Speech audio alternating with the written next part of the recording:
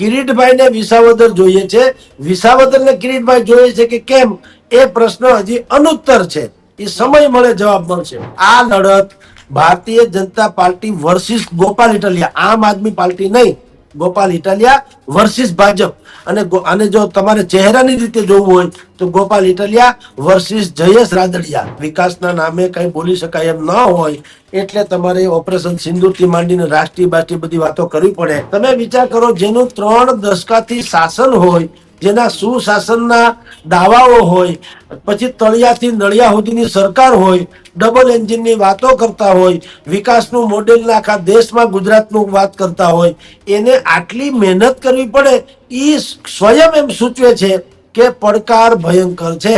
હવે આવું તો કઈ હોય, વરરાજા કોઈ દી એમ કે ભાઈ જો કન્યા મને હાર પહેરાવે તો ઠીક છે, નહીતર હું અણવર બની જાય, આવું હોય કે? જેમ ગેની બેન કહેતા ને કે ઓલા આપણે પાઘડીની લાજ રાખજો ને બેનનું મામેરું ભરજો, ને કડીની ચૂંટણીમાં આપણે જોયું હતું, બેનના મામેરા ભરજો ને પાઘડીની લાજ રાખજો. એવી અહીંયા જયેશભાઈ કહી શકે એમ છે. કિશનભાઈ, જેનું આર્થિક ભવિષ્ય સમૃદ્ધ થઈ ગયું અને રાજકીય ભવિષ્યની ચિંતા ઓછી છે. હા, એ બધું તો થયા કરે ને, છેલ્લો બેલો તો ન હોય ભાઈ. કિરીટભાઈ પોતે ભયંકર સુખી માણસ છે, ભયંકર કહું છું, અતિશય. ગોપાલભાઈ ઇટાલિયાને બાદ કરો તો ભારતીય જનતા પાર્ટીના કિરીટભાઈ પટેલ કે કોંગ્રેસના નીતિનભાઈ રાણપરિયા, આ બંને જે છે એ એના ઉપર કઈ બહુ મોટો દાવ લગાવી શકાય એમ નથી. કિરીટભાઈને લડવું હતું, જનતાએ કિરીટભાઈની માંગણી કરી નહોતી. રીબડાના ત્રાસથી ગોંડલમાં જે રીતે શક્તિશાળી સંગઠન કેશુભાઈએ ઊભું કર્યું અને પાટીદારોએ આજ સુધી એને જીતાડ્યા, એવું એક સમયમાં વંથલીમાં અને વિસાવદરમાં હતું. નમસ્કાર, ગર્જનાથ સાથે આપનું સ્વાગત. ચર્ચા વિસાવદરથી હવે કોણ ગર્જના કરશે? વિસાવદરથી આમ આદમી પાર્ટીના ગોપાલ ઇટાલિયા ગર્જના કરશે, ભારતીય જનતા પાર્ટીના કિરીટ પટેલ ગર્જના કરશે અને કોંગ્રેસના નીતિન રાણપરિયા ગર્જના કરશે. ગર્જના સાચી કરશે, ખોટી કરશે, પ્રજાને કેવા વાયદાઓ આપશે, કેવા વચનો આપશે અને કેવી જૂઠી જાહેરાતો કરશે. દીક્ષિત, હવે આગામી 15 દિવસ એ આમ તો 3 અને બાપુ સાથે ગણો તો 4 ઉમેદવારો એ રોજ નવી નવી જાહેરાતો, નવા એમને કહેવાય કે વચનો, ઠાલા વચનો, આ બધું જ એ વિસાવદરમાં આજે ફોર્મ ભરાઈ ગયા છે અને એની શરૂઆત થઈ ગઈ છે. એટલે આ આપણે વાવની જનતાને અત્યારે પૂછવું પડે કે તમારે ત્યાં જે નેતાઓ ધામા નાખીને બેઠા હતા એ ચૂંટણી પૂરી થઈ, કોઈ પૂછવા આવે પછી કોઈ પૂછવા આવ્યું છે કે નથી આવ્યું? પાણી મળે છે, નથી મળતું? એટલે બધી વાર્તાઓ અને જે વાયદાઓના બજાર અને કોથળા ખુલશે, પણ ક્યાં સુધી? જ્યાં સુધી ચૂંટણી પૂરી નથી થઈ ત્યાં સુધી. વાવમાં પણ આ જ પરિસ્થિતિ, આખો વિપક્ષ, આખો સરકાર, સીએમ, ગૃહમંત્રી બધા હતા, શક્તિભાઈ, નમિતભાઈ બધા હતા. ચૂંટણી પછી કોઈ જનતાને ભાવ પૂછવા જતા નથી. આજે ફરીથી એક વખત વિસાવદરમાં પણ આ જ પ્રકારની સ્થિતિ. સીએમ હાજર, અડધી કેબિનેટ હાજર, કડીમાં હાજર, શક્તિભાઈ તો કે વિસાવદરમાં, અમિત ચાવડા વિસાવદરમાં, પરેશ ધાનાણી ત્યાં. એટલે આ બધાએ અત્યારે જનતા, અમે જનતાની સાથે છે, અમે ખરા સેવક છે, આ બધાય વાયદાઓ કરી રહ્યા છે. પંજાબના મુખ્યમંત્રીએ નકશામાં વિસાવદર નહીં જોયું હોય, પણ આ વખતે ગોપાલભાઈ જીતાડવા માટે આવી ગયા. કેજરીવાલની સ્થિતિ પણ એવી જ, એટલે કે ત્રણેય પક્ષો પહોંચી ગયા. પણ ખરેખર જનતાના હિતમાં કોણ વાત કરશે ને, એટલે જનતાના હિતમાં વાત કર્યા પછી કામ કોણ કરશે તેના પર સવાલ. અને એ જ મુદ્દા આજે આપણે ગર્જનાથ, આપણી સાથે જગદીશ મહેતા, રાજકીય વિશ્લેષક, વરિષ્ઠ પત્રકાર જોડાઈ ગયા છે. જગદીશભાઈ, અમારી પૂર્વ ભૂમિકા તમે સાંભળી કે બધાયના ધામા થઈ ગયા, પણ જનતાનું સાહેબ અત્યારે તમને એવું જ લાગે કે ગુજરાતમાં કડી અને વિસાવદરને જ વિકાસની જરૂરિયાત છે, બાકી 180 વિધાનસભાનો વિકાસ થઈ ગયો છે, આ બે જ જગ્યાએ વિકાસની ને તકલીફો છે, એવું લાગે તમને ભાષણો સાંભળો તો લોકોને? કિશનભાઈ, દીક્ષિતભાઈ, એનું કારણ છે આ લોકોએ બગસરાના ઘરેણા ઉપરથી લોન લેવાની છે. ગોપાલભાઈ ઇટાલિયાને બાદ કરો તો ભારતીય જનતા પાર્ટીના કિરીટભાઈ પટેલ કે કોંગ્રેસના નીતિનભાઈ રાણપરિયા, આ બંને જે છે એ એના ઉપર કઈ બહુ મોટો દાવ લગાવી શકાય એમ નથી. તમને એક બીજી વાત કરું, કિરીટભાઈ પટેલ મોરું છે, ખરા ઉમેદવાર જયેશ રાદડિયા છે, એટલે કે જેની કસોટી થવાની જયેશ રાદડિયાની થવાની. કિરીટભાઈ સહકારી ક્ષેત્રના અગ્રણી છે, 2 ટર્મ જિલ્લા પ્રમુખ રહી ચૂક્યા છે, તાલાળા માર્કેટિંગ યાર્ડના ચેરમેન હતા, જિલ્લા સહકારી બેંકના ચેરમેન છે, જુનાગઢ માર્કેટિંગ યાર્ડના પણ એ પૂર્વ ચેરમેન રહી ચૂક્યા છે, વગેરે વગેરે. ટૂંકમાં એનું બેકગ્રાઉન્ડ સહકારી છે, એમાં ના નહીં, પણ એ મહત્વાકાંક્ષી છે. એને લડવું જ તું અને એ ટિકિટ લઈ આવ્યા. એને લડવું જ તું એટલે રીબડિયાભાઈ પાછી રીટ ખેંચી આવ્યા. કિરીટભાઈને લડવું તું, જનતાએ કિરીટભાઈની માંગણી કરી નહોતી. અચ્છા, સવાલ એટલો છે, કિરીટભાઈને વિસાવદર જોઈએ છે, વિસાવદરને કિરીટભાઈ જોઈએ છે કે કેમ, એ પ્રશ્ન હજી અનુત્તર છે. એ સમય મળે જવાબ મળશે.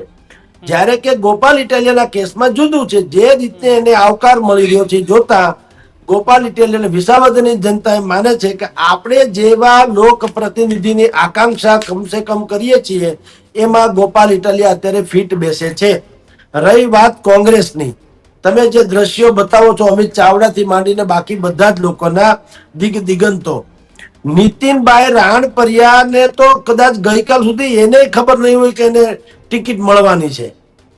જે રાહુલ ગાંધી કહી ગયા કે કોંગ્રેસ, ગુજરાત કોંગ્રેસમાં એવા કેટલાક લોકો છે તે છે કોંગ્રેસમાં, કામ કરે છે ભાજપનું, ઈ જે આક્ષેપ છે એ મોટા ભાગે આક્ષેપનો અહીંયા પડઘો પડતો હોય એવું દેખાય છે. કારણ કે ભાવેશ ત્રાપસિયા હોટ ફેવરિટ હતા અચ્છા, અને બની શકા પણ હોતો.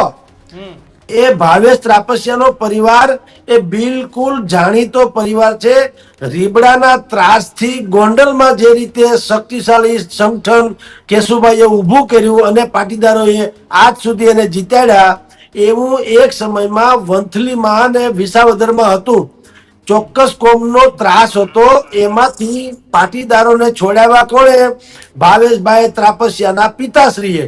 એક માથાબારે માણસની હત્યામાં એનું નામ ખુલ્યું કે આણે એની હત્યા કરી નાખી, ત્યારથી બધું શાંત થઈ ગયું. એટલે પાટીદાર સમાજ માટે જ્યાં ભાવેશભાઈ ત્રાપસિયાનો પરિવાર છે એ બિલકુલ આદર પાત્ર છે અને એ માર્કેટિંગ યાર્ડના પણ સદસ્ય ડિરેક્ટર છે. તો એવા સક્ષમ વ્યક્તિત્વની અહીંયા આવશ્યકતા હતી. અથવા તો કહું છું એવું મોટું નામ કે જેના નામને વિશેષણની જરૂર પડે નહીં, એને બદલે નીતિનભાઈ રાણપરિયા. નીતિનભાઈ ઇન્ડિવિજ્યુઅલી કેસમાં સજ્જન વ્યક્તિ છે. એ શૈક્ષણિક સંસ્થાઓ સાથે સંકળાયેલા છે, જમીનદાર બહુ મોટા છે, રોટલે પાણીએ મોટા છે, હાથના ચોખ્ખા અને છૂટા બે છે. હાથના છૂટા હોવું એ રાજકારણમાં સૌથી પહેલી આવશ્યકતા જણાય, અને હાથના ચોખા ઈ તો વળી ઈથી મોટી વાત છે. આ બધા જ પરિમાણોમાં નીતિનભાઈ રાણપરિયા સાંગો પાંગ ઉતરે. ટૂંકમાં એની કોઈ નેગેટિવ સાઈડ એટલી નથી, બિલકુલ જે છે એ પોઝિટિવ સાઈડ છે. પણ કારણ કે હા મેં ગોપાલ ઇટાલિયા છે, એની તુલના કરો તો ભાઈ નીતિનભાઈ વામણા ઠરે. કારણ કે એ ભેસાણ પંથક જે છે ત્યાંના એ બહુ સર્વા ગણાય કે અગ્રણી ગણાય. આખા વિસાવદરની એન્ટાયર જે બેઠક છે એમાં નીતિનભાઈનું એટલું ઉપજણ નતું જેટલું ગોપાલભાઈનું હોય, જેટલું કિરીટભાઈ પટેલનું હોય. કિરીટભાઈ પટેલ તો શું કામ? ભારતીય જનતા પાર્ટીના છે એટલે. અને ભારતીય જનતા પાર્ટીએ જયેશભાઈ રાદડિયાને એના પ્રભારી બનાવ્યા છે. પછી ખાલી જયેશભાઈ નહીં, જગદીશ પંચાલ, પછી કુંવરજીભાઈ બાવળિયા, હીરાભાઈ સોલંકી, રાઘવજીભાઈ પટેલ. હવે આવા ઉપરાંત દરેક તાલુકે ધારાસભ્યો એને કીધું કે તમારે ત્યાં જવાનું. તમે વિચાર કરો, જેનું 3 દશકાથી શાસન હોય, જેના સુશાસનના દાવાઓ હોય, પછી તળિયાથી નળિયા સુધીની સરકાર હોય, ડબલ એન્જિનની વાતો કરતા હોય, વિકાસનું મોડેલ આખા દેશમાં ગુજરાતનું વાત કરતા હોય, એને આટલી મહેનત કરવી પડે એ સ્વયં એમ સૂચવે છે કે પડકાર ભયંકર છે. પણ મહેતા સાહેબ, એટલે જી આ તમે રાણપરિયાની વાત કરી, ગોપાલભાઈની વાત કરી, પણ કિરીટભાઈમાં તો શું ભૂપતભાઈને ઘરે બેસવાનું, હર્ષદભાઈને ઘરે બેસવાનું, જવાહર ચાવડાએ બેફામ પત્રો લખ્યા, જવાહરભાઈનું પણ ના સંભળાયું, પાર્ટીએ કિરીટ પટેલને ટિકિટ આપી. આ તો સમજવા જેવું છે. કિશનભાઈ કેટલીક વખત બોલ્યા એના બોર વેચાય ને એના કરતા 9 બોલ્યામાં 9 ગુણ દેખાતા હોય છે.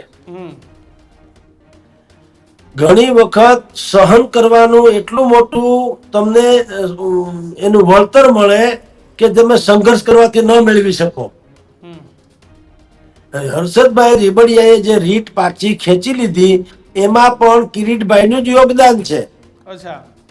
એના કહેવા માત્રથી, અને બંને લોકો આખા વિસાવદરમાં તમે ગમે એને પૂછી લ્યો, બધાય તમને એમ કહેશે કે કિરીટભાઈએ બંને લોકોને, ભૂપત ભાયાણી અને હર્ષદભાઈ રીબડિયા બંનેને પટાવી ઇન્વર્ટેડ કોમામાં. અચ્છા. એટલે તમે જુઓ, ભૂપત ભાયાણીએ એવી વાત કરી હતી 2-4 દિવસ પહેલા કે ભાઈ જો પક્ષ અમને ટિકિટ આપે તો અમે લડવા તૈયાર છીએ, નહીતર પક્ષ જેને ટિકિટ આપે એને જીતાડવા તૈયાર છીએ. બોલો, હવે આવું તો કઈ હોય? વરરાજા કોઈ દી એમ કે ભાઈ જો કન્યા મને હાર પહેરાવે તો ઠીક છે, નહીતર હું અણવર બની જાય, આવું હોય કે? પણ એ અણવર એ બનવા તૈયાર છે. એટલે પહેલેથી જ આ જાન જોડી હતી, એમાં ખબર જ હતી કે આપણે અણવર જ થવાનું છે. વરરાજા ગમે એ બીજા કોઈ આવશે, અને કિરીટભાઈ આવ્યા. પણ કિરીટભાઈ આવ્યા એટલા પૂરતું મહત્વનું નથી. જયેશભાઈ રાદડિયાને જે એને ટાસ્ક સોંપવામાં આવ્યો છે કે તમે અમને આ ક્રુશિયલ ગણાતી બેઠક જીતાડી દો તો અમે તમારી સહકારી ક્ષેત્રમાં ચંચુપાત નહીં કરીએ. પણ જગદીશભાઈ સવાલ એ થાય કે કદાચ ન જીતે તો જયેશભાઈનું રાજકારણ શું? ના, જયેશભાઈ છે ને એ પોતે પોતાની રીતે બળતો દીવો છે, એ પરાવલંબી નથી. સહકારી ક્ષેત્રમાં જયેશભાઈ જે છે એ સહકારી ક્ષેત્રના પર્યાય છે. એના ફાધર વિઠ્ઠલભાઈ રાદડિયાએ વાવેલી જેટલી પણ જે મિલ્ક ઓલી જે છે જણસો હવે એ લણી રહ્યા છે. એટલે જયેશભાઈને અવગણી શકે એમ નથી ભારતીય જનતા પાર્ટી. એને ખાલી શું કર્યું ભાજપે? તોફાની છોકરાને એને મોનિટર બનાવી દીધા કે જયેશભાઈ ગાંડા જાય એમ નથી, તો ચાલો આપણે કામ કરાવી લઈએ. એટલે કઈ માથાકૂટ માટે કે ભાઈ તમે આ બેઠકમાં અમને જીતાડો, અને જીતાડી શકે એમ છે, કારણ કે જયેશભાઈ એટલે સહકારી ક્ષેત્રનો પર્યાય. જયેશભાઈ અત્યારે લેવા પાટીદાર સમાજના સર્વમાન્ય નેતાઓમાં સર્વોત્તમ કક્ષાએ છે. પેલા હતું નરેશભાઈ પટેલ, હવે અત્યારે એનું હચું છે. સમાજમાં એનું એટલી બધી પેલા જેવી નથી જેટલી જયેશભાઈ રાદડિયા એ ઉગતો સૂર્ય નહીં, તપતો સૂર્ય છે. ઉગતો નહીં, હવે તપતો સૂર્ય છે ને હજી બધાને ખબર છે કે ઓર તપવા જઈ રહ્યા છે. બીજું, જે કેટલી કમી હતી થોડાક સમય પહેલા મેચ્યોરિટીની, એ પણ હવે જયેશભાઈમાં આવતી જાય છે. સમૂહ લગ્ન જે 551 હમણાં કર્યા હતા જયેશભાઈએ, તેમાં અડધા પડધા એટલે 200-250 કપલ વિસાવદર પંથકના હતા. જામકંડોળામાં વિઠ્ઠલ રાદડિયાની જે છાત્રાલય છે, કન્યા છાત્રાલય, એમાં વિસાવદર પંથકના જેટલા લોકો ભણે, દીકરીઓ ભણી ગઈ છે એટલી શાયદ બીજા કોઈ વિસ્તારની હશે ટોકન રેટમાં. તો આ બધું હવે એનું વળતર લેવા માટે જયેશભાઈને પ્રભારી બનાવ્યા, અને લાગણીના તંતુ સાથે જયેશભાઈ કહી શકે એમ છે કે હું શું કરી શકું એ તમને બધાને ખબર છે. એટલે તમે કિરીટભાઈને ભૂલી જાઓ, બીજા કોઈકને ટિકિટ આપી તો ભૂલી જાઓ. આ મારી ઇજ્જતનો સવાલ છે. જેમ ગેનીબેન કહેતા ને કે આપણે પાઘડીની લાજ રાખજો ને બેનનું મામેરું ભરજો, ને કડીની ચૂંટણીમાં આપણે જોયું હતું, બેનના મામેરા ભરજો ને પાઘડીની લાજ રાખજો ને, એવી અહીંયા જયેશભાઈ કહી શકે એમ છે કે ભાઈ મેં જો તમને ટોકન રેટમાં ભણાવ્યા હોય અથવા તો મારા તરફથી તમને કઈ ફાયદો થયો હોય તો હવે હું એનું એકલવ્યની જેમ હું તમને એમનું વળતર માંગુ છું. કિરીટભાઈ જીતાડી દીધો. આની બધી સમસ્યા ભૂપત ભાયાણી અને હર્ષદ રીબડિયાના રાજકીય ભવિષ્યનું શું? સાથે જવાહરભાઈ પણ એક પ્રશ્ન ચિહ્નમાં આવી ગયા કે વડાપ્રધાન સુધી ખુલ્લેઆમ રજૂઆત કરી હતી. કિશનભાઈ, જેનું આર્થિક ભવિષ્ય સમૃદ્ધ થઈ ગયું હોય ને રાજકીય ભવિષ્યની ચિંતા ઓછી છે. હા, એ બધું તો થયા કરે. તમારે જો આમાં તો નાણા વગરનો નાથ્યો અને નાણે નાથા લાલ. પૈસા હોય તો બાકી બધું ક્યાં હજી બોર્ડ નિગમ નથી, તો એમાંય થઈ શકે. રાજકીય ભવિષ્ય એટલે તમે વિચાર કરો, કોઈ એવી ચર્ચા કરે છે કે ભૂપત ભાયાણી કે હર્ષદ રીબડિયાનું રાજકારણમાંથી સ્ટેપ ડાઉન થવું એ વિસાવદરને નુકસાન જેવું કોઈ નહીં. ભાયાણીનું શું થાય, ભૂપતભાઈનું શું થાય, હર્ષદભાઈનું, એટલે આ બધા પોતાનું જ કર્યું એ તો વાત છે. જનતાનું શું થાય એ પ્રશ્ન હોવો જોઈએ ને. તો જનતાને તો ખબર છે કે ભાઈ અઢી વર્ષ પહેલા મેં તમને ટિકિટ આપી, તમને મત આપ્યો હતો, ક્યાંય ગયો અમારો મત? આ પાછી ચૂંટણી હું કામ આવી? તમે ઠેકી ગયા એટલે. તમે જો ન ઠેકી ગયા હોત તો ચૂંટણી કરવાની નોબત જ ના આવી હોત. એટલે કોઈ કોઈના ભવિષ્યની પોતે દરેક પોતાના ભવિષ્યને જ રડતા હોય છે. એટલે એનું આર્થિક ભવિષ્ય તો બિલકુલ ગોપાલ ભાયાણીનું જેને કહી રાજીનામું એક પ્રકારનું સેટિંગ હતું એવું માનીને ચાલવું જગદીશભાઈ અત્યારે કિરીટભાઈ ટિકિટ મળી ત્યારે? જુઓ, મોઢે મોઢા લોકો તો આવું 100% કહે છે. એના દસ્તાવેજી પુરાવા ન હોય એ જુદી વાત છે, પણ એમાં કોઈ રાજીપો નતો. રણનીતિ વધુ હતો. રણનીતિ, રાજીપો નહીં. બુદ્ધિપૂર્વકનું રાજીનામું. કારણ કે ભાઈ કિરીટભાઈ પટેલ પાસે નાખા માગ નથી, એટલા પૈસા છે, અને આની આવશ્યકતા પણ એટલી બધી બે ભાઈઓની જે છે એની આવશ્યકતા વધુ છે. તો મારી પાસે પાત્ર હોય ને તમારી પાસે પૈસો હોય તો મારું પાત્ર ભરી દે, વાત થાય પૂરી. એટલે આ બંને ભાઈઓ શું કામ રાજીનામું આપ્યું કે શું કામ ગાય જેવા થઈને બેહી ગયા એ આપણે કેવું પડે એવું નથી. એટલું તો દીવા જેવું સ્પષ્ટ છે. નહીં તો ઉરલે નહીં. તમે જો ટિકિટની ડીલ કરીને આવ્યા હો, તમે પક્ષાંતર કર્યું છે, તો શું બેઝ ઉપર કર્યું હોય? તમે કઈ હવે એમ માનો તો હાલો મને તમે અંધકારમાં નાખી દેજો, હું હવે ભારતીય જનતા પાર્ટીને સમર્પિત થઈ જાઉં, એવું હોય એવું નહીં. ના હોય. પણ હા, બસ તો એને જે જોતું હતું મળી ગયું. બિલકુલ. એટલે આ સ્થિતિ છે. આ લડત જે છે ભારતીય જનતા પાર્ટી વર્સિસ ગોપાલ ઇટાલિયાની થવાની, વિસાવદરની. અને એમાં જ્ઞાની જે જનતા જે છે હવે ઈ કોના ઉપર જાય? કારણ કે ભૂરકી છાંટવામાં કોણ આમાં રાજકારણમાં હંમેશા આપણે કહીએ છીએ ને કિશનભાઈ, છેલ્લો ઘા રાણાનો પેલો નહીં. પણ આ કિરીટ પટેલ 2017માં પણ મારા ખ્યાલથી વિસાવદરમાં પોતાનું નસીબ અજમાવી ચૂક્યા છે. ત્યારે પણ બહુ ઓછા, એટલે કે 39% વોટ જેટલા ફક્ત મળ્યા હતા, જ્યારે કોંગ્રેસને 54% મત મળ્યા હતા. ત્યારે પાટીદાર અનામત આંદોલનની નસર હતી, પણ તોય લાંબા માર્જિનથી હાર થઈ હતી. તમે સીધી રીતે જો તો કિરીટભાઈએ ફરીથી એક વખત નસીબ અજમાવવાનો પ્રયત્ન કર્યો છે, પણ તમને એવું લાગે છે કે કદાચ પરિણામ કંઈક એવું આવે તો આ કિરીટભાઈ માટે પણ છેલ્લો ચાન્સ છે? નહીં, છેલ્લો બેલો તો ન હોય ભાઈ. કિરીટભાઈ પોતે ભયંકર સુખી માણસ છે, ભયંકર કહું છું, અતિશય. એટલે હા, એટલે આજે આમાં ન મેળ પડે તો કાલે બોર્ડ નિગમમાં, પ્રમદી વળી બીજે ક્યાંક. હવે આ તો બધાને સ્ટેટસ જોઈએ છે. જુઓ, જેમ આપણી લાઈનમાં કેટલાક લોકોને ખાલી લોગો જોતો હોય, હેડલાઇન કે ફલાણું કે ન્યૂઝ રૂમ કે ઢીકણું કે જમાવટ કે લાઈક ધેટ, કે ભાઈ હું રેસમાં છું. એવી રીતે કેટલાક લોકોને જાહેર જીવનમાં ખાલી લોગો જતો હોય. તમે કાંદલભાઈ જાડેજાને પૂછો કે સમાજવાદી પાર્ટીની કોને કરી અને એનો ઇતિહાસ મને કયો, હરામ બરોબર ખબર હોય છે. પણ ઈ છે લ્યો, ધારાસભ્ય છે, સંસદ ધારાસભ્ય છે. તો તમે પૂછો સમાજવાદી પાર્ટીનો એને કે ઉદ્દેશ શું, એ ખબર ન હોય એને. એટલે ખાલી એક બેનર જોઈએ છે. એ બેનર જો કિરીટભાઈ, હા, તો બિલકુલ જોઈએ છે. એવી રીતે કિરીટભાઈને ધારો કે હારી બી જાય, કોઈ ફરક નહીં. અલબત્તા એ પાછા લડશે, કારણ કે કેટલી બધી સંસ્થાઓ અત્યારે ચેરમેન જેવા તો છે. અને જે સહકારી ક્ષેત્રમાં ચેરમેન હોય ને કિશનભાઈ દીક્ષિતભાઈ, એ કેબિનેટ કક્ષાના મંત્રી કરતા વધુ પાવરફુલ હોય છે. હજારો કરોડ રૂપિયા જે છે એની સહીથી ઇધર ઉધર થઈ શકે. ગોંડલનું માર્કેટિંગ યાર્ડ છે ને કિશનભાઈ, 15,000 કરોડ રૂપિયાનું ટર્નઓવર ધરાવે છે. 15,000 કરોડ. હવે ગોયડું તંત્રી પદું મંત્રી પદું, આના ચેરમેન હોય એટલે વાત થઈ ગઈ, દોહે આંગળા ઘીમાં. હા, બરાબર છે. એટલે તમને કહું, કોઈનું કોઈ હારી જવાથી કોઈ ખૂણો પાડતા નથી જનતા સિવાય, મારા તમારા સામાન્ય માણસો સિવાય. વોટ ડિવિઝન કેમનું રહેશે? બધા લેવા પટેલ છે, બાપુના ઉમેદવાર પણ ગોપાલભાઈ. જો સ્થાનિકમાં સ્થાનિક તમે જોવા જાવ તો એ નીતિન રાણપરિયા છે. જુઓ, એવું છે કિશનભાઈ, નીતિનભાઈ રાણપરિયા સ્થાનિક ચોક્કસ છે, પણ અજાણ્યા મિત્ર કરતા જાણીતો શત્રુ વધુ હાથ. કોંગ્રેસે કામ શું કર્યું છે, બુદ્ધિપૂર્વક કહું છું, કોંગ્રેસે અંદર ખાને ભાઈને મદદ કરી એમ કહો તો હાલે. કોને? ગોપાલ ઇટાલિયાને. કારણ કે જેટલા એન્ટી એસ્ટાબ્લિશમેન્ટના મતો જે છે એ કોંગ્રેસને જવા દેવા જોઈએ.